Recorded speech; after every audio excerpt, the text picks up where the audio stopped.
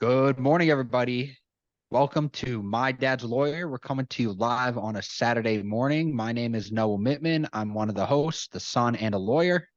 And I'm the dad, Brian Mittman, a lawyer and a father. And Yes. we're bringing to you today our podcast where we talk about life, the law, and other shit. But Yes. And I have a new background today. yeah, very nice background. It's a real background. It's not one of those fake Zoom images. I've been to your apartment. I know it's real. I'm just letting the audience know. Excellent. So I'm really excited, Noah. Take a look at my t-shirt here. Fit over 50. Yeah, oh yeah. So mom's into the whole fitness thing. So I now have a whole wardrobe of clothes that says I'm fit over 50. Well, that's very good. You're going to live a nice, long, healthy life. Amen. Amen. So actually, this morning was really exciting. I know we were texting, but this past couple of weeks, the new episodes of For All Mankind came out. The space drama that you and I both love, but more importantly, we saw the SpaceX Starship Heavy uh, Yes. second test flight today. It was amazing. I mean, we've both loved space for a very long time. I remember growing up, that show, what was it called? When We Left Earth. I remember we got the disc of that show. I think I watched it 10 times. And I've just loved space forever. And that's something that we share. And I know that you love space too. It was really cool. I mean, Yeah, it's the biggest rocket ever made, and seeing that thing lift off, it's really crazy. and hopefully they can get that locked down, and then we'll get them launching the astronauts for the Artemis 3 return to the moon. So very exciting times. Yeah. And hopefully maybe we'll be recording an episode in the future on the moon or maybe in space somewhere. There you go. We want to do a zero G episode. Wow, that would be great. You could pay for our Starship tickets. Yeah, of course. Anyway, so why don't we get ourselves started today? I believe this is the time where there is an old guy question. Yes, let's start out with that, and then maybe we'll share with everybody what we do for a living, since I don't think we touched on that in our first episode. Yeah, okay, that'd be excellent. So, the question I had is we see a lot of this stuff about artificial intelligence. And when I was your age or younger, The Terminator was a huge movie where artificial intelligence, Skynet to be exact, took over the world and tried to wipe out humans. So I'm a little worried about artificial intelligence. So what the hell is the deal with this artificial intelligence AI crap I keep hearing about? Okay, so I don't think AI is at the point yet where it's going to take over the world. However, there are some very scary stories you hear about the AI, learning from everybody writing into these chat bots and it actually responding and having human-like emotions, which gets a little bit scary.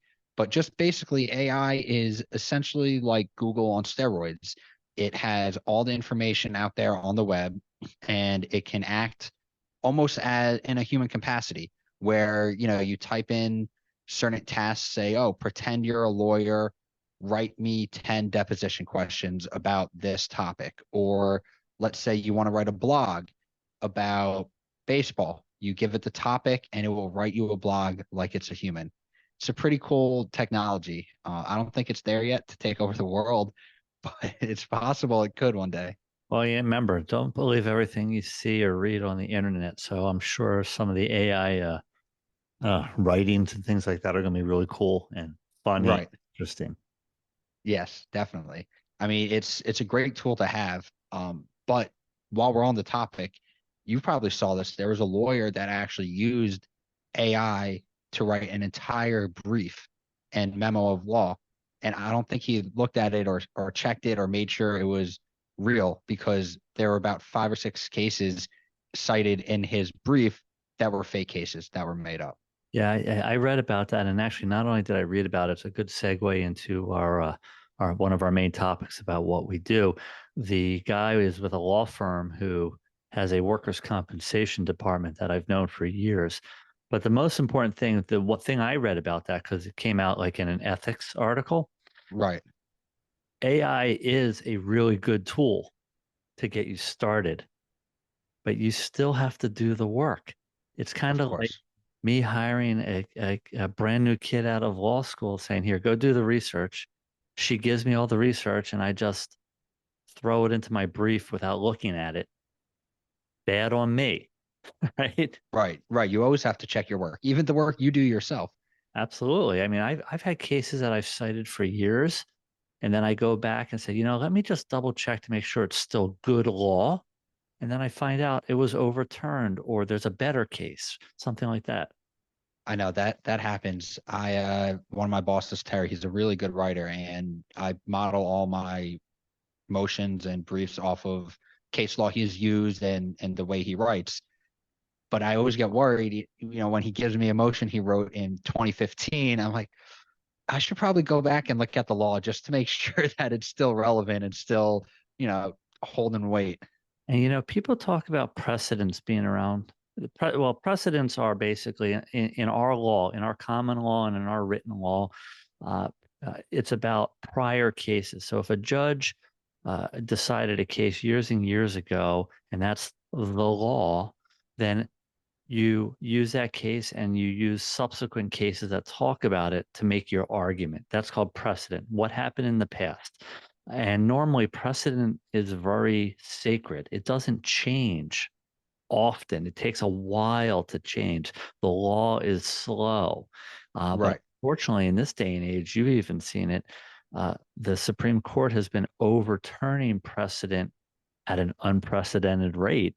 And right. it's kind of crazy because there are, cases that were law, forget, the abortion issue, other cases that have been law for 70, 80 years, 100 years. They're now changing that law. It throws a huge monkey wrench into what Yeah, everyone can expect. So right.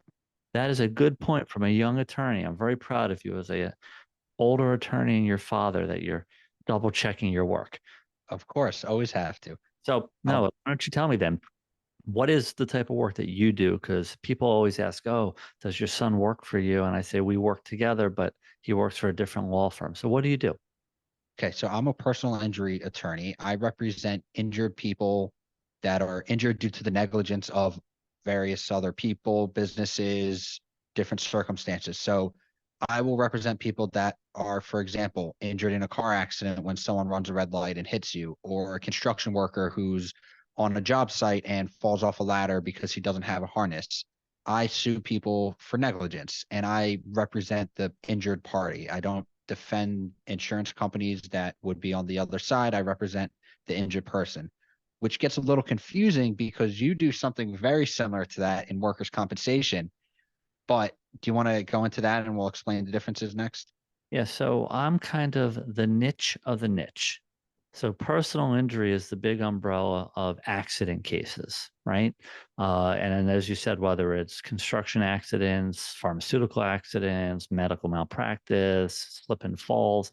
I know you don't do all that, but you do a lot of regular accident cases. But if somebody's hurt while they are working, the first type of benefit they get is called workers' compensation. So every employee is covered by workers' compensation, and that is a very specialized area. So I handle those cases.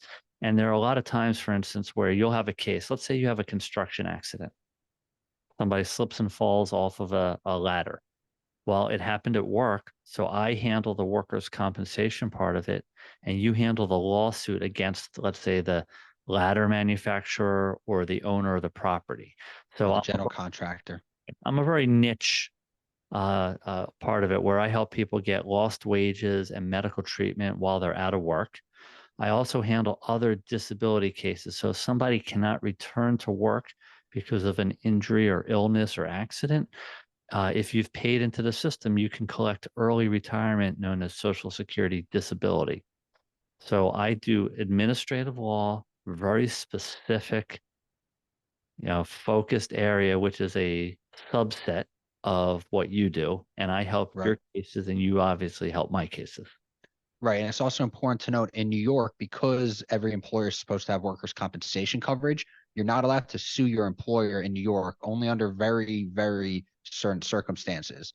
So if you are hurt in a car accident and you were working for your employer, you can't sue your employer. You sue the car that was responsible for causing the accident. Or on a construction site, if you fall off a ladder because you weren't provided a safety harness, you can't sue your employer, but you might be able to bring an action against the general contractor or the owner, as you said.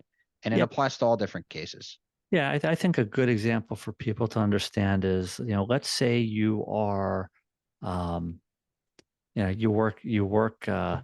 you work in an office in New York City, and your boss says to you, "Hey, could you run across the street and go mail this at the post office and get a receipt?" So you're in the course of your employment. You go downstairs, you walk out the front door. As you're crossing Fifth Avenue, you get hit by a city bus.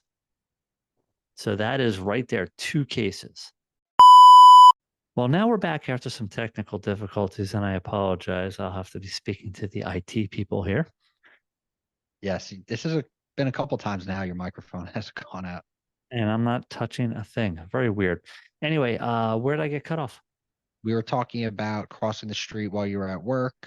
You get hit by a city bus, you get workers' compensation, and then I think you were leading up to the So you personal get injury part. compensation, and you get to sue the city of New York because buses aren't supposed to hit people on crosswalks. So it's really Not two very, cases for one. not very fun to sue the city of New York. Oh, never is. Never, never. All right. Well, speaking about court, I actually have a funny story for you. I was gonna call you after this happened, but I wanted to wait for the podcast to get your reaction. All right. So I was in court up in Putnam County, and there were two cases on before me. The first one, the defense attorney didn't show up. The judge was very upset. So I thought to myself, this is great. Judge is going to start out his day upset. I'm going to have to get up there, ask for an adjournment for, a couple months for my case. He's not going to be too happy. Well, then the second case gets up there. It's a foreclosure action. Last second, this lady walks in by herself, no attorney. She's like, oh, thank God I made it in time, and runs up to where she was supposed to be sitting. She's representing herself. Well, it's really her husband, but her husband, I guess, had some issues, wasn't able to make it to court now for the third time. So she's sitting there trying to make her argument, and everyone's afforded an opportunity to make their argument, even if it's a little crazy like this was. But she started going on and on about how she's read about maritime law, how she's been reading about maritime law for years now, and she really understands maritime law, and she knows her rights and her laws. Keep in mind, this is a foreclosure action where her house is being foreclosed on. And she's going on. It wasn't a houseboat, was it? No, it wasn't. And she didn't live on any body of water. So she's going on about maritime law, which is about the rules of the sea, not about foreclosures or any property. And she's talking about how they have maritime flags and how we're in a time of war, and how the American flag has the yellow tassels on it. So it means we're at a time of war. And how can the judge not understand that she's being sued and she's a human, flesh and blood, made by God, can't be sued by a corporation, and it's in the maritime law. Judge is like, I don't think this has anything to do with maritime law. And then she goes on about the flags, about how they have the maritime flag or something behind him. All I see is the American flag behind there. And she's going on and on. And I guess it might have been a British bank. So she's talking about how this attorney can't sue her because he doesn't have jurisdiction, and he's part of the British, I guess, I don't know what they call lawyers or the bar association there, but she was just going, what was that? Barristers? Something like that. But she was just going on and on about this maritime law. If I got into real details about it, it would sound crazy, but at the end of it, the judge basically like, okay, and we're here for your foreclosure action. So what do you have to say about that? And it was like a 10-minute spiel she was giving about maritime law. Yeah, people will do what people will do. Yeah. You will learn. I mean, I remember years ago, there's a thing in workers' comp where you get what's called a facial award. So if you have some type of scar on your face because of, a work accident, it's worth a certain amount of money. So how it used to work is we would come into court and we would show the judge, here's the scar. And then each side would argue what they thought it was worth. And then the judge would make a decision. Okay, not the most scientific, but Right. that's what it was. So I have two stories about scars. One was we had a guy come in and he had a horrible, I mean, it was like from like ear all the way down. And you know, he had the lines from the stitches. I mean, it was worth the maximum amount of money. He comes in and he has a full beard. Perfect. Great way to show your scar. And it grew over enough that you couldn't see it. So at the time, your grandfather, you know, who was representing him, went ahead. I remember watching this. He gave me money. I ran out. I bought a razor, shaving cream, brought the client to the bathroom and had him shave, and he got money. Then the second scar story was with this woman that had this like disgusting. I mean, it was like part of her nose was missing. Okay. Finally get a hearing. It's like, great, we're going to come in. I'll get her the money. And then I told her then she can go have surgery to get it all fixed up. She comes in and her nose is perfect. She fixed it. And I said, what's going on? She goes, oh, I couldn't wait. So I said, you couldn't wait. And I was like, well, the maximum award at the time was $20,000. I said, she goes, what am I going to get for the case? Zero, Nothing. You nothing. look fine. You look great. Congratulations. So Ah, people are going to do what people are going to do. I know. I'm a young attorney, so I've never really experienced a crazy lady in court like that. But after, The crazies can be a lot of fun. yeah. And then after the judge turns to the clerk and goes, "Did you have her on the radar?" And the clerk was like, "No, that's her first time, but I'll make sure to put her on the list." Yeah, a little red flag. Right. Right. In fact, Oh, that's funny. one more story that reminds me. There was a guy that used to come to court back in 180 Livingston Street back in the day, and he would wear a plastic pickle bucket on his head. You know those Oh, big you've told me this. pickle. Yeah. And in fact, you were just born, and your mother came to visit me for lunch because we lived, you know, in Brooklyn near the courthouse. And she comes in and she goes, "Oh my God, I saw the guy with the bucket on his head." And it gets crazy. Like he would appear at the same workers' compensation judge all the time. It was a client, not our client. And the judge used to go, "Mr. Whatever, could you kindly remove your bucket?" Oh my gosh. You see a lot of crazy things. Oh yeah. Oh All yeah. right. So Well, what do we have next? Huh? I said, what else is going on? Not much. We're coming up to a holiday party season. Oh, Best time of the year. yes. And now we're really truly post COVID. There are multiple parties on the same night. It's I a know. dance now. It's a dance. I know you're having a holiday party, right? Yeah, we're having a holiday party, just the office, you guys, a couple other people. Nice. Nice dinner at Archie Grand over in White Plains, really cool place. Um, we have a ton of holiday parties I know up in Orange County. Yes. Very excited for that one. I have a bunch in the city, some in New Jersey. So now it's the coordinating and trying to eat well and stay fit since I'm over. Over.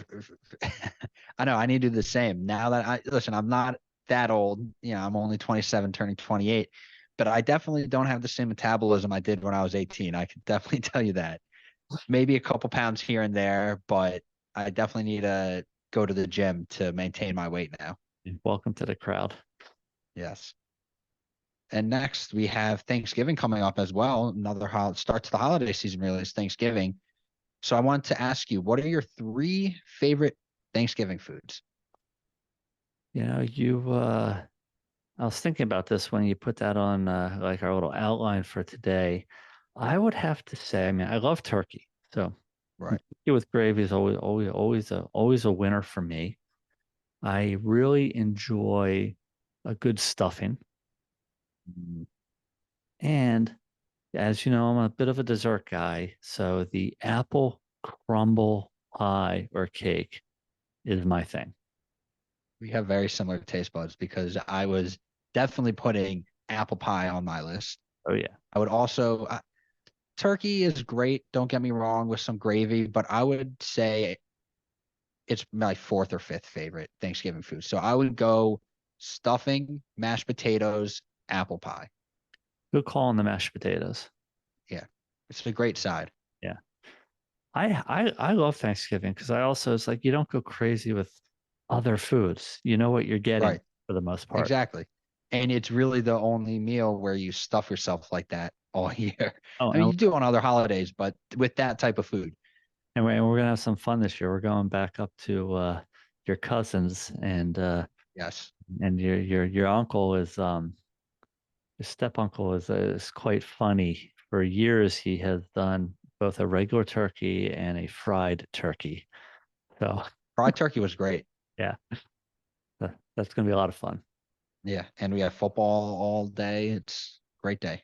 And I heard that they moved the game onto Prime, and it's going to be Black Friday football. There's a game on Friday now for the first time. Really? Yeah, I didn't know that. Wow, that's interesting. So there's going to be football on Thursday, Friday, and Sunday. yeah. And Sunday's an Wow. exciting day. Yes, it is. We get to wear our Kelly Green jerseys. We're going down to the link for the Eagles Bills game. Yes. The Eagles are wearing their Kelly Green too that day. Yeah. In fact, hang on one sec.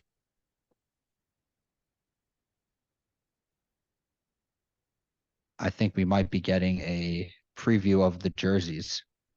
We do a Oh, annual boys trip for a football game. So we got our Kelly Green nice. jerseys. Those look so cool. And so this is your brother's Slay Jr. You got Jalen Hurts, and I got Yes.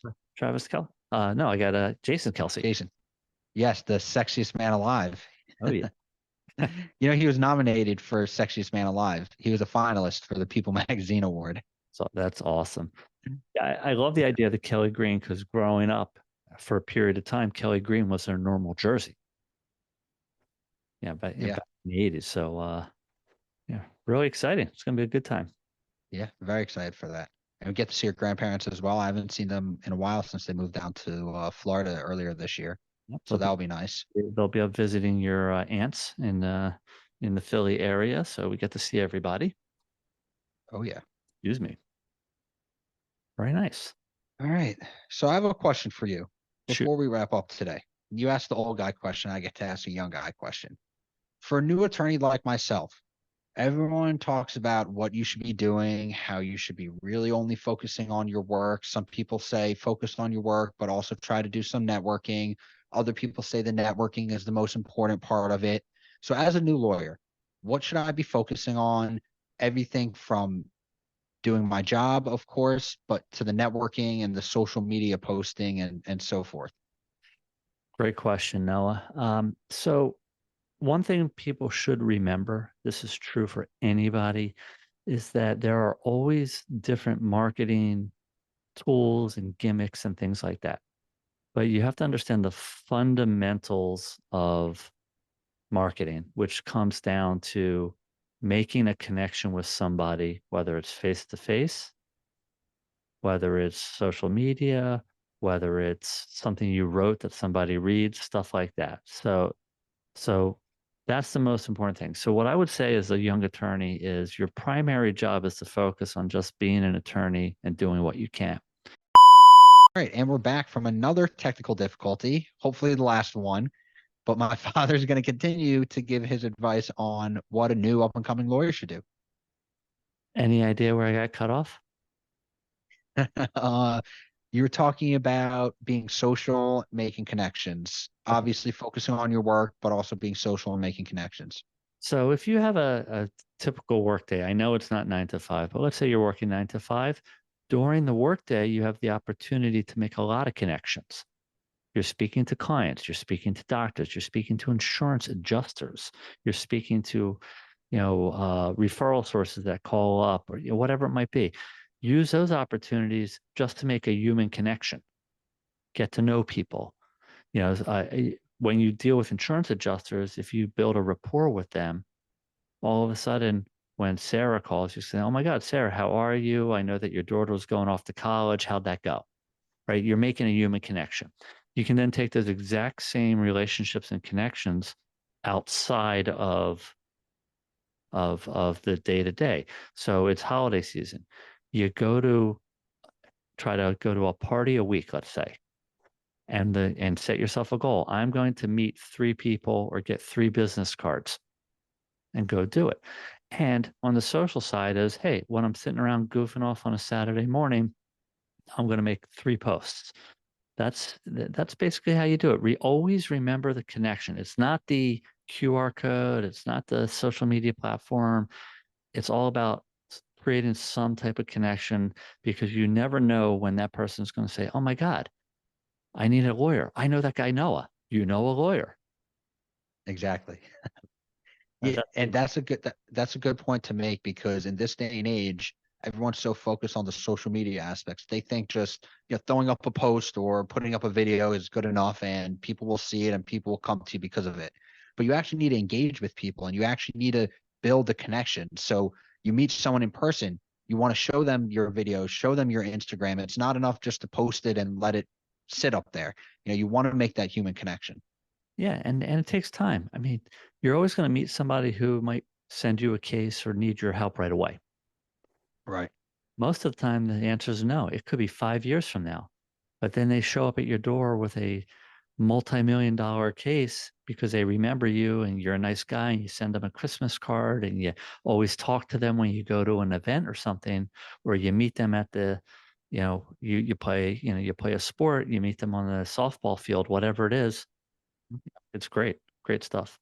Maybe I should send out holiday cards this year. A lawyer holiday cards. Hey, I like it. Huh. All right. Oh, Maybe that's how I'm going to spend the rest of my Saturday morning after after the podcast. excellent. All right. Do you have anything else you want to touch on today for our listeners? I think if you guys paid attention, you could see how zen I was with technical issues. So don't get yourself too worked up, even though I do want to throw my microphone out the window. That's right. Um, You'll get it worked out. yeah, no, it is. It is. You got to get the IT department on it. Yeah, for sure. Um, no, I don't really have anything else to cover. All right. Looking forward to the Eagles playing this week, and then meeting up with you and Josh to go down to Yes. Philly. So it's gonna be a good. Very excited. Oh yeah.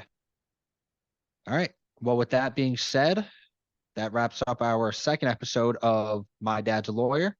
Follow us on all social media platforms. For me, it's a lawyer. And for me, it's the disability guys. And we will see you next week for another episode. Have a good one.